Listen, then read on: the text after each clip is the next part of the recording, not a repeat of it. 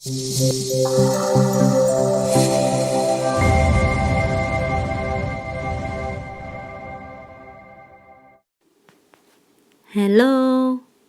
Lâm xin chào cả nhà. Chiều hôm qua thì Lâm nghĩ chắc là ai cũng biết rồi, là mọi người nói giỡn là có tin vui giữa giờ tuyệt vọng. Nhưng mà thật ra là rất nhiều người lại nói là thật ra là càng tuyệt vọng thêm nữa. Việc cái guideline mới chính thức cho phép California từ government, từ Health Department and State Board cho ngành thẩm mỹ nói chung, nail tóc nói riêng được mở cửa và làm phía bên ngoài tiệm. Thì thực hư là điều tốt hay điều xấu? Thì sau cái bản tin này, Lâm sẽ cùng các bạn thảo luận và phân tích. Bây giờ Lâm nói về cái bản guideline sơ qua ha. Thì bản guideline có 2 phần. Phần thứ nhất là cái checklist, có 2 trang. Chúng ta cần phải tuân thủ để mà tiệm được mở phía bên ngoài. Cái checklist này Lâm thấy nó cũng đơn giản lắm, nó cũng giống như là tương tự như cái phần checklist lần trước mình nhận vào cái tháng 6 ngày 19 đó các bạn. Và tiếp theo là cái bản guideline chính thức là có 14 trang. Và cũng như vậy, Lâm đọc thì Lâm cũng chỉ thấy là chủ yếu là rửa tay cho sạch, đeo mask, giữ khoảng cách an toàn, và những ai muốn mở tiệm phải là chú ý là cái liều ở phía ngoài dựng là phải make sure là 3 phía thông thoáng. Có nghĩa là nó chỉ được một side mình chận thôi, còn 3 side đó mình phải để open để cho gió nó thông. Đó là tất cả những gì mà họ nói trong cái guideline. Thì cơ bản là nó là như vậy. Rồi thì những cái luật lệ đó Lâm chỉ nói sơ qua thôi, bởi vì Lâm biết là chúng ta đều đã cập nhật và ai lên cái trang web của Hội đồng thẩm mỹ đều có những cái thông tin đó hết. Lâm chỉ là đưa sơ qua. Rồi vậy là chúng ta vừa mới xem xong một số hình ảnh về việc mở cửa nail bên ngoài ha. Lâm không biết mọi người nghĩ làm sao, nhưng mà theo Lâm thấy đầu tiên đập vô mắt là cảm thấy unprofessional. Mà mình là được đào tạo, mình có license đàng hoàng để đi làm, cái việc đó Lâm thấy không có nên. Lâm cũng kêu gọi là những ai mà đồng ý với cái việc mà mở cửa nail phía bên ngoài làm thì làm ơn phải tìm cái cách nào đó làm cho nó đàng hoàng một chút. Chứ thật ra là nhìn thấy rất là khó chịu, rất là gai mắt. Phải nói là về các bạn, cái nghề nail của mình á, là chịu rất nhiều tiếng xấu. Một số người cảm thấy giống như là cái nghề rất là thấp kém trong xã hội, và người ta rất là khi dễ cái nghề nail. Nhiều người nói là ngồi đó bóp tay bóp chân khách để lấy những cái đồng tiền. Mà đã như vậy rồi thì chúng ta phải làm sao mà chứng minh được rằng cái nghề đó bình đẳng giống như tất cả các nghề khác. Chúng ta bỏ ra công sức, chúng ta làm thì chúng ta có những đồng tiền, và chúng ta cần yêu cầu được mọi người tôn trọng. Thì trước hết chúng ta phải tôn trọng bản thân chúng ta. Lam không có ủng hộ cái việc mở cửa phía bên ngoài để làm. Không phải là cái tiếng nói cá nhân của Lam, mà Lam nói chuyện rất nhiều người, và theo những thông tin Lam biết là đa số sẽ không ủng hộ việc đó. Đầu tiên phải nói về cộng đồng tóc của người Mỹ.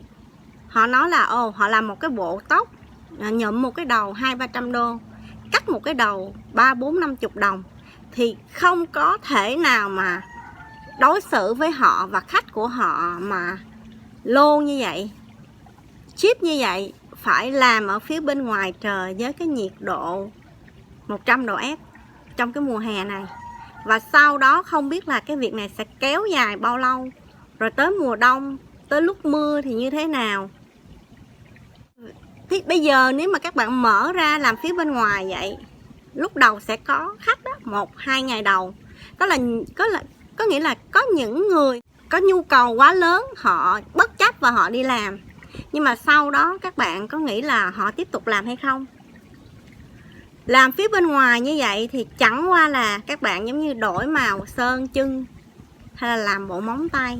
Còn nếu là một cái pedicure, người ta tới để mà người ta enjoy một cái massage, một cái relaxing, nó không có, thì như vậy bạn tính tiền với khách như thế nào? Với cái tình trạng đó thì ai sẽ đi làm? Có mở làm ở phía bên ngoài thì khách vẫn phải đi vào trong tiệm rửa tay, đi vệ sinh. Họ nói là mở ở bên ngoài bởi vì họ sợ khi mà không khí nó lưu chuyển, nó bị bí tắc ở trong một cái không gian của tiệm thì sẽ lây nhiễm bệnh từ người này tới người khác. Nhưng mà giống như có tiệm Lam hay là những cái tiệm khác, họ có 2 cửa, có nhiều tiệm có 3 cửa nữa. Mình chỉ có cần mở ở trong và mở toang cửa ra thì không khí nó sẽ đi từ trong ra ngoài. Mình có thể mở thêm quạt máy để đẩy cái không khí, giúp cho nó lưu chuyển tốt hơn. Như vậy không có khả quan hơn là đem ra ngoài làm mà. Thì đó là cái vấn đề đầu tiên, ai cũng có thể thấy được, đập liền vô mắt mọi người và ai cũng có thể cảm nhận được. Thì bây giờ Lam sẽ phân tích tại làm sao mà Lam cảm thấy không có nên làm ở ngoài và được rất là nhiều bạn ủng hộ. Thì trước hết khi mà đọc qua cái luật lệ họ đưa cho chúng ta thì Lam và nhiều người cảm thấy giống như là chính phủ họ phải nói là dục vô mặt mình. Nói là các bạn muốn mở hả? Các bạn tha thiết để mở quá hả? Thì đây, luật lệ đây, các bạn cứ tuân theo đi và mở nó phía bên ngoài. Cái điều đó không thể nào chấp nhận được. Chúng ta muốn mở cửa và mở ở bên trong để đi làm. Không cho chúng ta mở thì chúng ta ở nhà có tiền thất nghiệp, chính phủ phải nuôi. Còn nếu mà cho mở thì chúng ta đi làm, chúng ta kiếm tiền thì giảm đi cái gánh nặng của xã hội. Vậy thôi, chứ không thể nào mà bắt chúng ta ra ngoài mà mở được kiểu đó. Đầu tiên trong cái luật lệ họ nói như thế nào các bạn? Họ nói nếu bạn muốn mở cửa làm bên ngoài tiệm, bạn phải liên lạc với thành phố county nơi cái tiệm bạn hiện diện và xin một cái permit. Tại vì nên nhớ là bây giờ chúng ta có permit để làm cái business license đó các bạn, là chúng ta làm ở phía bên trong tiệm và chúng ta đóng tiền lệ phí cho cái việc đó.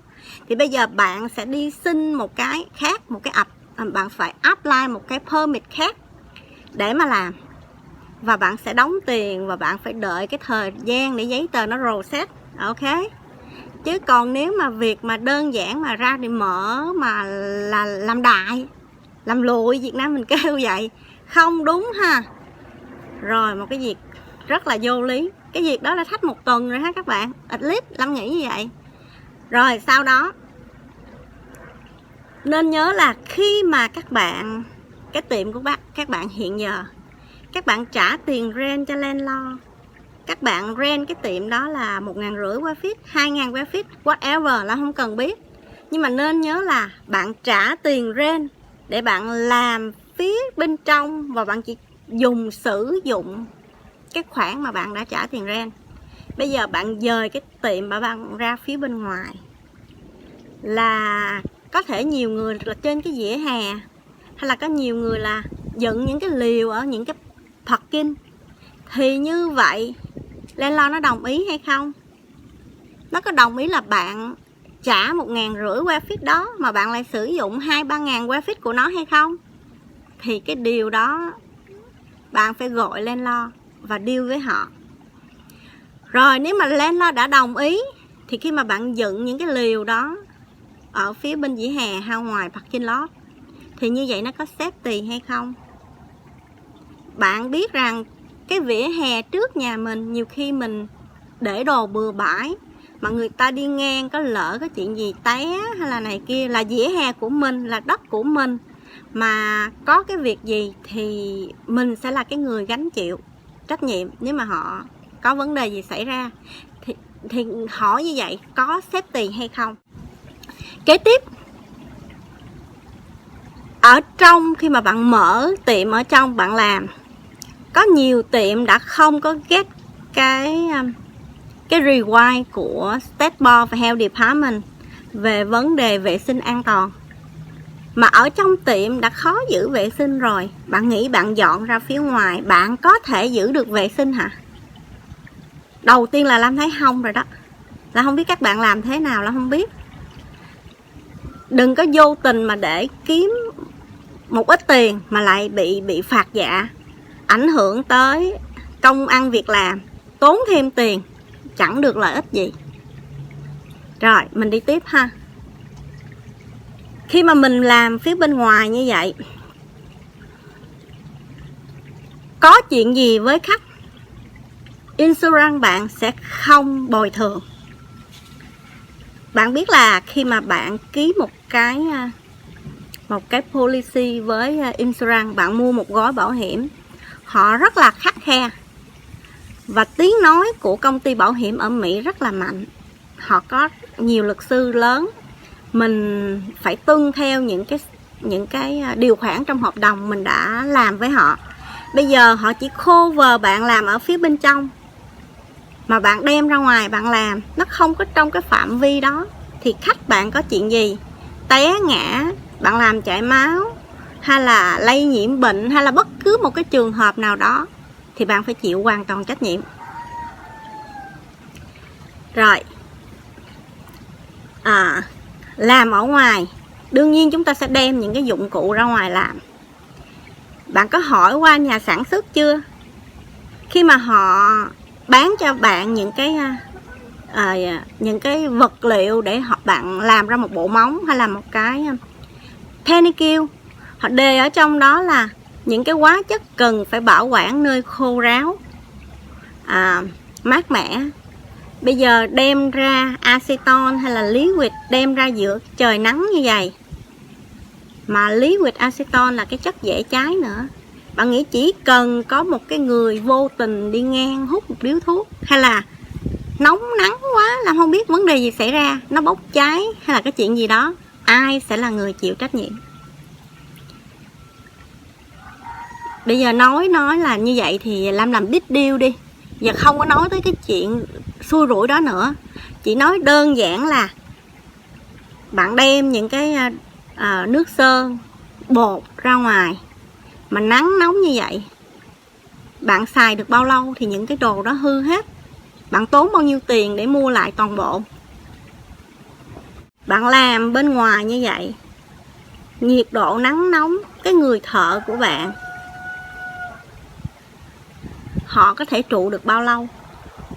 5 ngày, 3 ngày, 1 tuần thì là ok đó. Nhưng mà lâu dài thì như thế nào? Và cái người khách khi mà thoải mái, họ cũng dễ dàng hơn với chúng ta. Bây giờ làm với một cái điều kiện khắc nghiệt như vậy, tiền rẻ thì không thể lấy được. Bây giờ bạn lấy cái tiền mắc nó không có worth it. Họ trả tiền nhiều và họ phải nhận được một cái dịch vụ không có tương xứng. Họ có vui lòng không? Họ sẽ càng làm khó người thợ của chúng ta. Không có worth it chút nào các bạn à. Và một cái điều rất là quan trọng ở đây nữa là, bạn có nghĩ rằng khi mà chúng ta mở như vậy thì chúng ta không còn có quyền lên tiếng là phải mở cửa lại tiệm nail không? Chính phủ sẽ họ nói ra các bạn đã mở ok phía bên ngoài rồi thì cứ việc giữ như vậy và làm. Và cái việc này sẽ kéo dài bao lâu? 3 tháng nữa, hay là đến tháng 11, hay là đến hết năm nay, hay là đến tháng 4, tháng 5 sang năm, hay là đến khi nào cho hết dịch bệnh? Đó là cái vấn đề rất là lớn.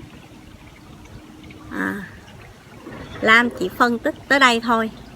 Và quyết định như thế nào là lựa chọn của mọi người. Riêng Lam và các bạn của Lam, những người Lam quen biết đều là kêu gọi, không phải những là chủ nha, và cả thợ nữa, họ không có đồng ý để mà làm phía bên ngoài.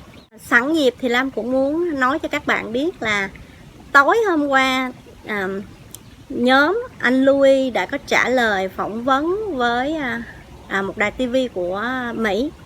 Thì ngày hôm nay 1 giờ nhóm Sacramento Nail Association của tụi mình vẫn có một cái cuộc họp kế tiếp ở Nail Top Coat Natomat với đài SBTN, là chúng ta muốn phản ánh vấn đề này lên cho mọi người biết, và muốn yêu cầu Health Department and State Board phải làm sao cho chúng ta được mở phía bên trong.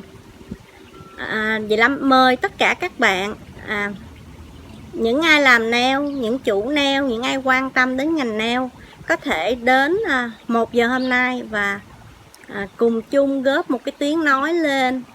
Hy vọng mọi việc sẽ được thay đổi một cách tích cực. Ngày hôm nay video của Lam tạm dừng tại đây. Mến chào các bạn, chúc các bạn dồi dào sức khỏe. Cũng mong rằng các bạn tiếp tục ủng hộ, đồng hành với Lam, đăng ký kênh và chia sẻ những cái thông tin này đến cho mọi người. Chúng ta cùng nhau lên tiếng để đạt được những gì mà chúng ta muốn.